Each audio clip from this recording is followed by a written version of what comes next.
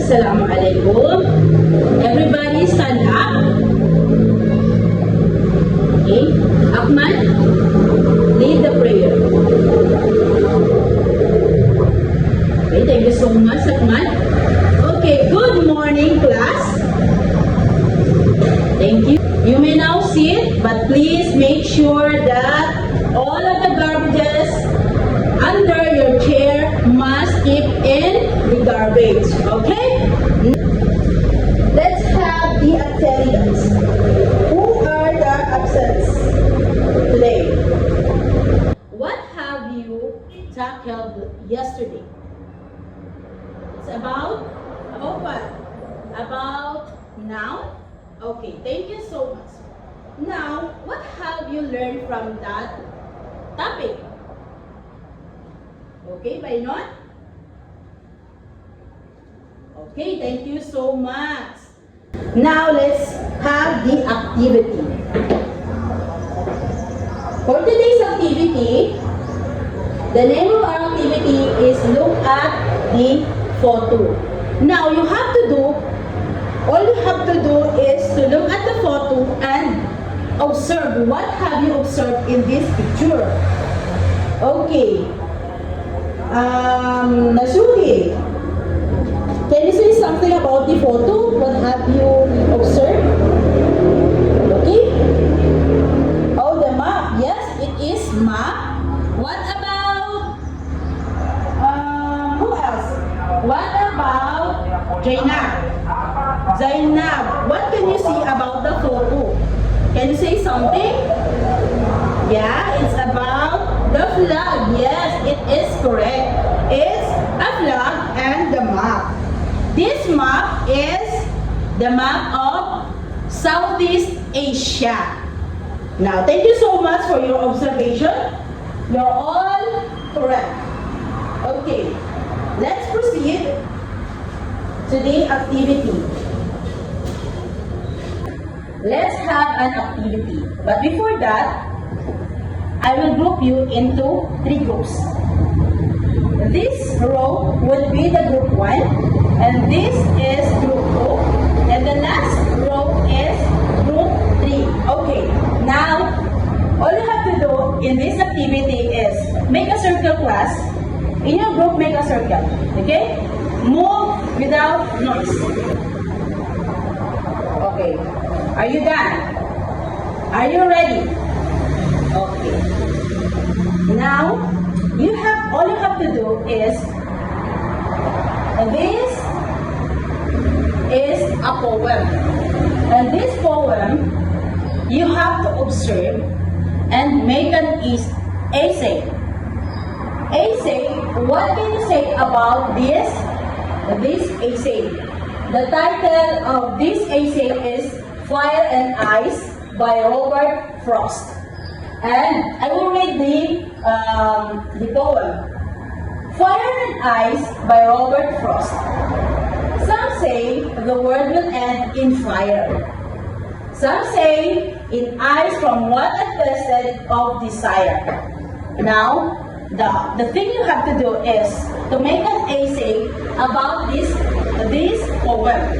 What can you say? What is your idea about the poem? Okay? I will give you only 5 minutes to make the essay. Okay, you may start now.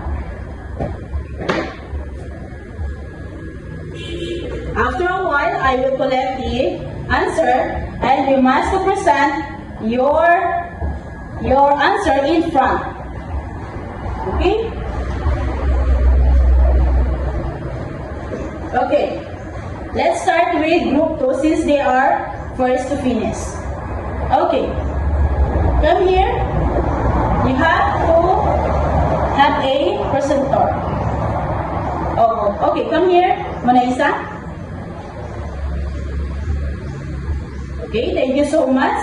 Very good. Give her 3 claps in group 2. Okay, what about group 1? Okay. Noreen, come here in front to present your essay. Okay? In present. Give them 5. 1, 2, 3, 4, 5. Very good. Now, the last one, but not the least, the group 3.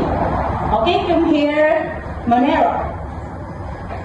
Monero would be the presenter of group 3. Okay.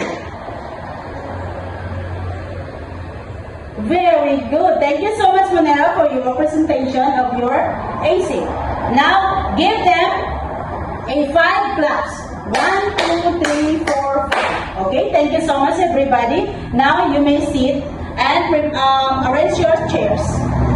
Since you have understand, do you have any questions? Huh?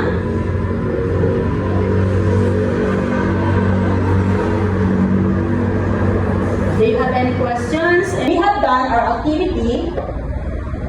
Let's have the objective of our topic for today.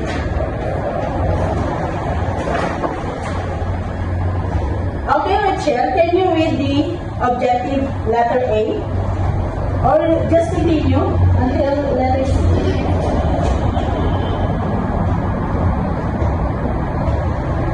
Okay, thank you so much, Rachel. Now, I will read again the objectives. At the end of the lesson, the students will be able to A. Identify the notable literary genres contributed by Southeast Asian writers. Letter B.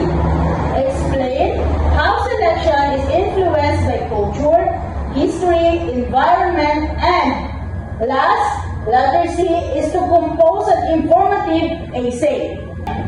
Now, settle yourself, just listen and focus to our topic. Our topic for today is Southeast Asia poetry. If you can see what our previous activity is about poem. Now, it's because our topic is about the poetry. Southeast Asia poetry. Can you read it, Abdul? Can you read the Southeast Asia and its definition?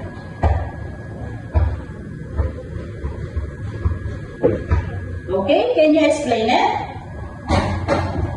Oh, thank you so much. And yes, now you may see. Southeast Asia poetry is often short, meaningful. Every stanza has the meaning, and it is also poems use symbols and imagery to express life lesson. So it means it always talk about life lesson, and the writer always using symbols and an image, okay, to express their life lessons. And the example of this is the example is the Tanaga. So this is in Tanaga. Tagalog poem. Tanaga. I will read the Tanaga poem, and so we can see what it talks about. Tanaga, ang buhay ay parang burong. May taas at may kababaan. Sa oras ng paghihirap, pag-asa'y huwag kalimutan. See? Did you understand? Class? Okay. Now, since you have understand, do you have any questions? Huh?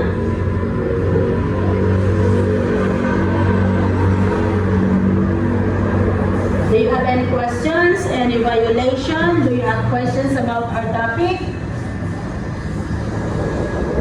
If you can see or if you can analyze what is about the Southeast Asia poetry, it has 4 lines only. Huh? It has only 4 lines. Now, since you have understand our topic, let's have a activity again. Don't be tired of how we're having a activity. It's because this is normal. Okay. Get 1 sheet of paper because we're having an